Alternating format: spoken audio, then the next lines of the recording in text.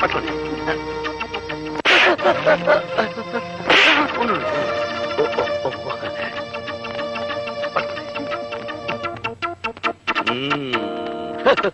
దండలు దండలు.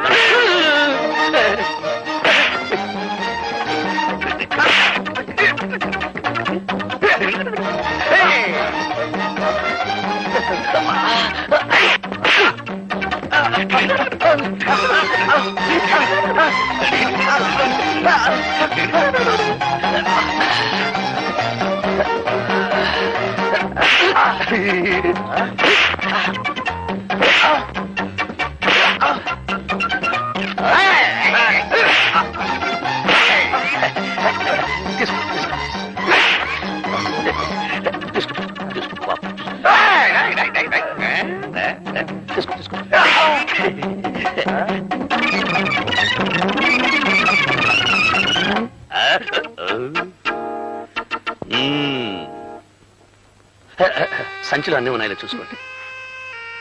థ్యాంక్స్ అండి. అంటే చాలా కృతజ్ఞురాల్ని అని. పాప మీకు చాలా శ్రమించినట్టున్నాను. దాంతే ఉందండి. పార్వతి ఏమైందే? మీరటు బస్సు ఎక్కారు, ఈవిడిటి మంచం ఎక్కారు. ఆయాసం తిరగబెట్టింది. అయితే మీ అమ్మాయికి మందులు రాసిచ్చి గంట అయింది. ఇంతవరకు మీ అమ్మాయి వస్తేనా? ఏమిటమ్మా ఎంత ఆలస్యం? ముందా మందులు ఇటివమ్మా. ఎంతకీ ఇతనెవరు? ఓ రౌడీ. రౌడీయా? ఈయన కాదు నాన్న. ఓ రౌడీ నా బ్యాగ్ పట్టుకొని పారిపోతుంటే ఈయన వాడిని చితకతన్ని నా బ్యాగ్ నాకు ఇప్పించారు. చాలా కృతజ్ఞుడి బాబు. ఎంతకీ మన దేవురు? దిబ్బలపల్లండి. వస్తాను. అలాగు బాబు. దెబ్బల పాడమా? ఎవరి తాలూకా? నారాయణమ్మ గారి మనవుండండి. వస్తాను. అలాగు బాబు. నారాయణమ్మ గారి మనవడవా? కొంప తీసి ఆవిడ గారి పెద్ద మనవడివి కాదు కదా? నేను ఎవరి కొంప తీయలేదు కానీ ఆవిడ పెద్ద మనవుండేనండి. వస్తాను. అలాగు బాబు. మరి ఆ మాట చెప్పవే. లోపలికి రా బాబు. వద్దులేండి. రా బాబు. వద్దులేండి. రమ్మంటుండండి. రా బాబు. ఏమండి? నా కొడుకు, నా కొడుకు, కొడుకు. ఏమే, మన అమ్మాయికి సంబంధం చూడడానికి వెళ్ళొచ్చాను కదా. ఇతను ఎవరో కాదు, మన కాబోయే అల్లుడు. ఏమన్నారు? అవును బాబు, మా అమ్మాయి సంబంధం దృష్ట్యా మీ బామ్మగారిని కలిశాను. కానీ నువ్వు అప్పుడు అక్కడ లేవు. దైవేచ్ఛ నువ్వే ఇక్కడికి వచ్చావు. బామ్మ ఏముందండి? ఆవిడ ఒప్పుకున్నారు. ఇక నువ్వు అంటే చాలు. ఒప్పుకున్నారా? అయితే నేను కొంచెం ఆలోచించాలండి. ఎందుకు? నీకేమైనా కట్నం ఇవ్వనని? కట్నం ఇచ్చేటట్టుంటే అసలు నేను పెళ్లి చేసుకోనండి. మరైతే చదువుకోలేదని సందేహమా? మా అమ్మాయి బిఏ చదువుకుంది బాబు. అదే కాస్త ఇబ్బందిగా ఉందండి. వారేమో అంత పెద్ద చదువు చదువుకున్నారు, నేనేమో ఒట్టి. కావచ్చు, విద్య కంటే గుణం ముఖ్యం. ఈ పెళ్లికి ఒప్పుకో బాబు. నేను ఒప్పుకోవచ్చు అనుకోండి, కానీ చదువుకున్న వారు ఒప్పుకోనుగా. అమ్మాదేవి, నువ్వేమంటావమ్మా? ఈ పెళ్లి నీకు ఇష్టమేనా? నానా, మీ ఇద్దరి మాట నేను ఎప్పుడైనా కాదా నానా? మీ ఇష్టమే నా ఇష్టం. మా అమ్మాయి ఒప్పుకుంది, మరి మీరు? మీరు ఒప్పుకున్నారు, వారు ఒప్పుకున్నారు, మీరు కూడా ఒప్పుకున్నారు, బామ్మ ఒప్పుకుంది, నేను ఒప్పుకున్నాను. దాందే ఉందండి. అలాగే వెళ్ళొస్తాను మామయ్య, వెళ్ళొస్తాను అత్తగారు, వెళ్ళొస్తాను పెళ్ళగారు.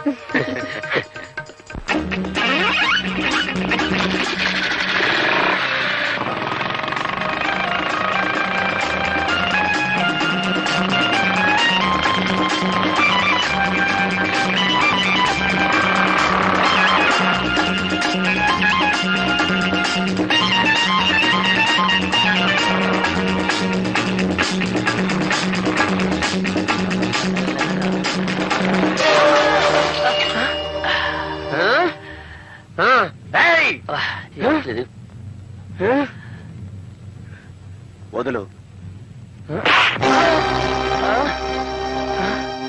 రిక్షా వాడిని నన్ను కొడతావా నువ్వు? ముందు మా యూనియన్ వాళ్ళని తీసుకొచ్చి నీ పని చెప్తాను.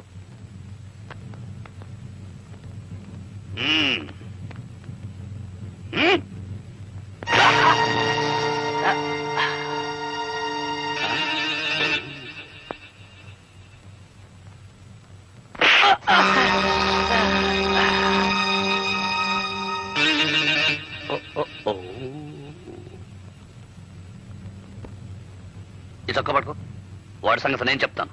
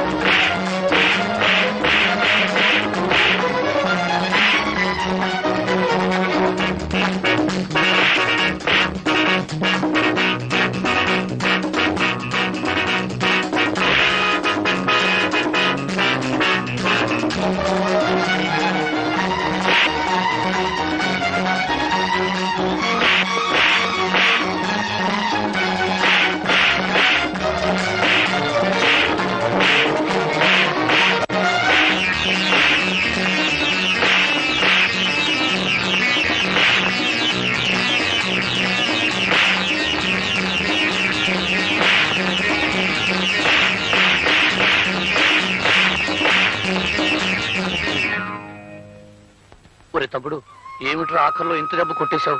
నిజంగా తగిలిందనే ఐఎమ్ సారీ రా. నువ్వు మాత్రం ఇక్కడ నిజంగా కొట్టలేదేంటి? పర్లేదులే. ఒరే తమ్ముడు, మనం ఈ మాత్రం కొట్టేసుకోలేదనుకో ఆ రిక్షావాడు యూనియన్ మనుషులను తెస్తానంటున్నాడు. పట్నంలో యూనియన్ మనుషులంటే ఒరే పక్కలిరగదన్నే ముఠా అని మన ఊళ్ళో చెప్పారా. నువ్వెక్కడ ఇబ్బందుల్లో పడిపోతావోనని. సరే వెళ్దా పద. అవతలకి పోయినోళ్ళు యువతలకి రాలేదు, ఏమయ్యారిద్దరు? అడ్డూరా.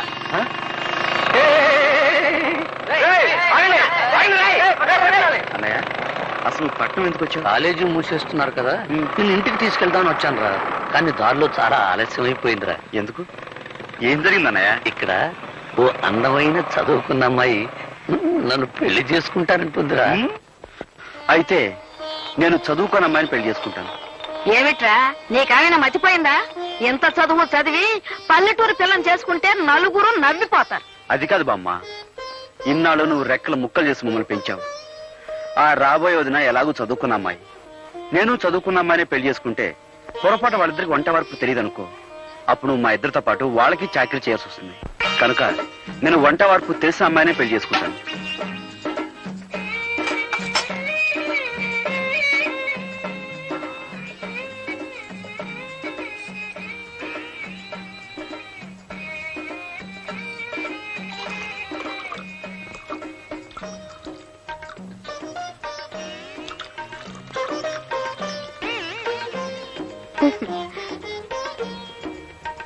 ఈ వంట వరపు ఏడ్స్ మొహం గడుకున్నట్టే ఉంది. ఇద్దరి కాఫీ కలపడానికి ఇంత గంగాళమా? ఇటిపు నా బొంద.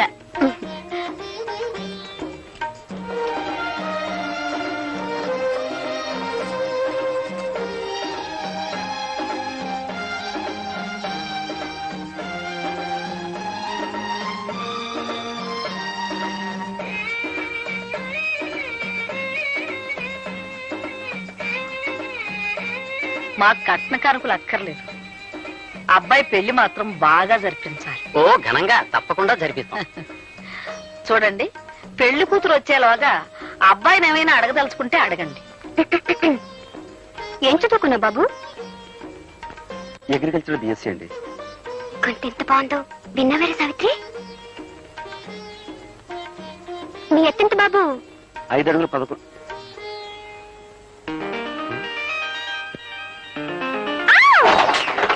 ఏమిటా చప్పుడు? అదిగోనమ్మా పెళ్లి కూతురు. పెళ్లి కూతురా? పెళ్లి కూతురు లక్షణంగా ఉంది.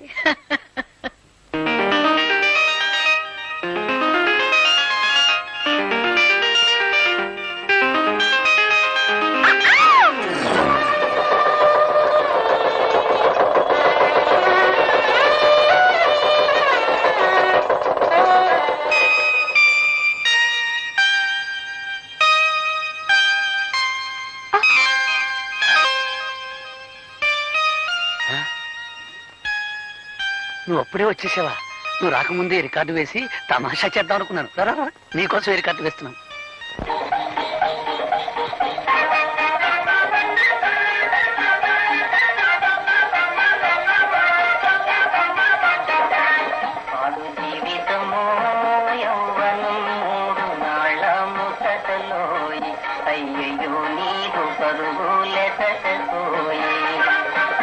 ఇప్పుడు ఈ పాట ఈ పాట నీకు నచ్చలేదా? మా బామ్మకు చాలా ఇష్టం. మా బామ్మ కోపం వచ్చినప్పుడల్లా ఈ పాటే వేస్తుంటాం. అయితే ఇప్పుడు మనం ప్రేమించుకుంటున్నాం కదా, ఆ ప్రేమ బామ్మకు తెలియకుండా ఉండాలని. Very smart. ఏంటి? మీరు చాలా గట్టివారని అర్థం. ఓహో అదా, నన్ను తిడుతున్నావేమనుకున్నాను. చూడు దేవి, నాకు తెలిసిన భాషలో నన్ను తిట్టినా పర్వాలేదు, కానీ నాకు తెలియని భాషలో నన్ను పొగిడితే ఒళ్ళు మండిపోతుంది.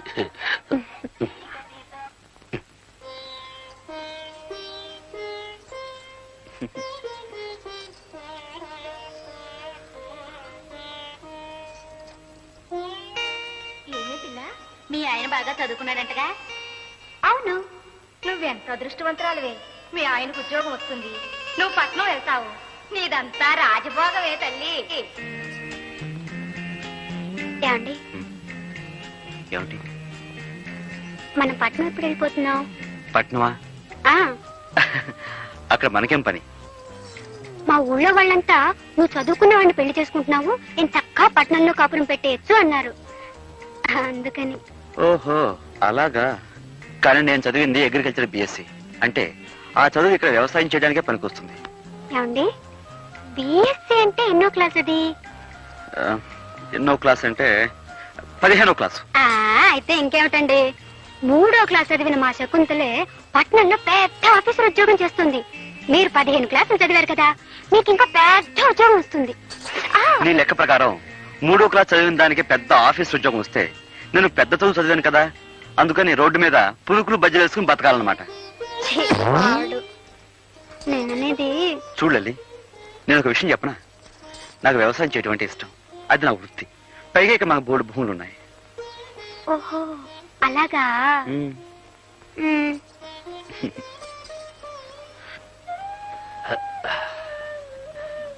ఇదేమిటండి కింద పడుకుంటున్నారు? ఏలే శ్రీదేవి, నేను నిద్రలో దొర్లుతాను. ఒకసారి ఏం జరిగిందంటే, నేను మన ఇంట్లో పడుకొని మున్సిపు గారి వరండాలో తేలాను. అందుకని నువ్వు పడుకో, నువ్వు పడుకో. పోనీ ఒకవేళ బామ్మ గారే పట్నం వెళ్ళమన్నారనుకోండి. నన్ను మా అన్నని విడిచిపెట్టి మా బామ్మ ఒక క్షణం కూడా ఉండలేదు. చూడాలి, పైగా మా అమ్మ నాన్న 3 ఏళ్ళప్పుడే పోయారు. 3 ఏటికి వాళ్ళు పెళ్లి చేసుకుని ఇద్దరిని కన్నారా? అదెలాగబ్బా? ఎవత్రా ఇది? మర్చిపోయారా? నేను మీ సరే, ఆ పెళ్ళాన్నండి. విషయం నాకు డౌట్ లేదు. లోపల పెట్టు. మా అమ్మ నాన్న పోయింది వాళ్ళ 3 ఏళ్ల వయసులో కాదు, నాకు 3 ఏళ్ళప్పుడు. ఓహో అలాగా. అయితే మనం పట్నం వెళ్ళడం లేదు. చూడలేటమ్మా, మా వదిన కూడా అలాగే చదువుకున్న ఆవిడ, పైగా పట్నం పిల్ల. అలాంటి ఆవిడే ఈ పల్లెటూరు సర్దుకుపోతుంది. నువ్వేం పట్నం పట్నం అన్నావు అనుకో, నలుగురు నవ్వుతారు. ఏమిటి ఆలోచిస్తున్నావు? ఉమ్, అవునా? ఉమ్. మర్రా. సావిత్రి, శ్రీదేవి ఒక పట్నం వెళ్తామనేంత వరకు మనం వెళ్తామనకూడదన్నారు బావగారు. ఉండు, అక్కేం చేస్తుందో చూద్దాం.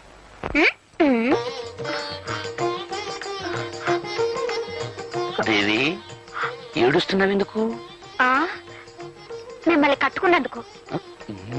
చూడండి, మా ఇంట్లో నేను ఒక్కరోజు కూడా వంట చేసింది లేదు, కనీసం పొయ్యి కూడా వెలిగించలేదండి. నువ్వు మందుల షాప్ లో డబ్బు సంచి పోగొట్టుకున్నప్పుడే అనుకున్నాను నువ్వు చాలా సుకుమారివని. మీరు ఆ రౌడీని పట్టుకుని చెక్కేస్తుంటే నేను కూడా అనుకున్నాను ఏ హోటల్లోనో కుక్ అయి ఉంటారని. కుక్క అంటే? వంటవాడని. ఓహోహో, నన్ను తిడుతున్నావేమో అనుకున్నాను. మొగుడంటే నీకెంత ప్రేమే. ఏమిట్రా, ఏం జరిగింది?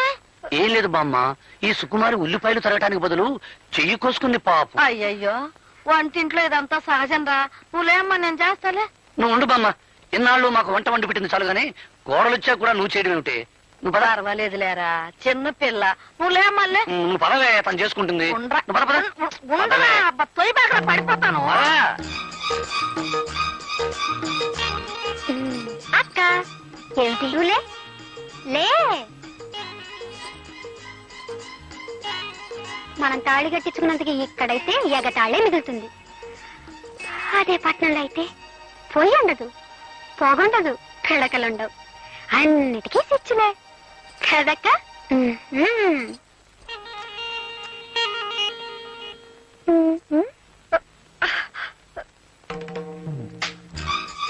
ఏమిటక్క పాపం పిడకలు చేస్తున్నావా? అయ్యయ్యో, నీ చేతులు వాసనైపోతాయి. ఉండు, నేను ఇప్పుడే వచ్చేస్తాను. అత్తగారింట్లో అన్ని పనులు చేసి సీతామాలక్ష్మి అనిపించుకున్నారు. కర్మ, ఈ పేడ ఇంత కప్పు కొడుతుందని నాకేం తెలుసు? లల్లలా. అక్క, నీ పెట్టి తెచ్చాను సెంటు. ఛీ. ఇప్పుడు పేళ్ళ చేతులు పెట్టు. చూసావక్క, సీసాడు సెంటు పోసాం. ఈ పల్లెటూరులో ఇంత సెంటు కూడా పేడ కంపు కొడుతుంది.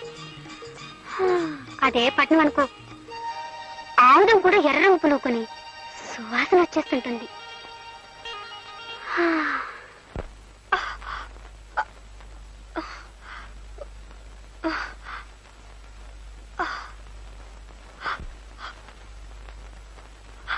అయ్యయ్యో ఎర్రగా ఎలా కందిపోయాయో ఇటిపో.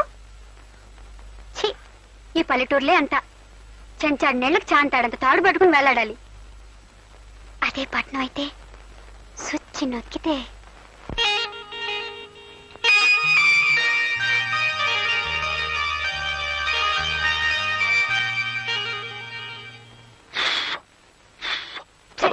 మీరు 1000 చెప్పండి, 1,00,000 చెప్పండి, మనం పట్నం వెళ్ళిపోదామండి. ఏమండి?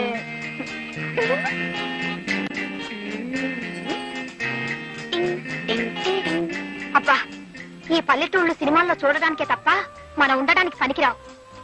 నా మాట విని పట్నం వెళ్ళిపోదారండి. వదిన గారు అడగలన్నారు కదా, అడిగారు. మరి పట్నం బయలుదేరదామా? వదిలి అడిగింది సరే, మరి అన్నయ్య ఒప్పుకోవాలిగా.